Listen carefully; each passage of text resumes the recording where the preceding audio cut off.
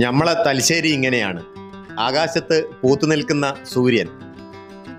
മൂപ്പർക്ക് പാഞ്ഞു പോകാൻ അത്ര തിടുക്കമൊന്നും കാണുന്നില്ല. തിരകൾക്ക് പണ്ട് പണ്ടേയുള്ള ആ പഴയ സ്വഭാവം തന്നെ.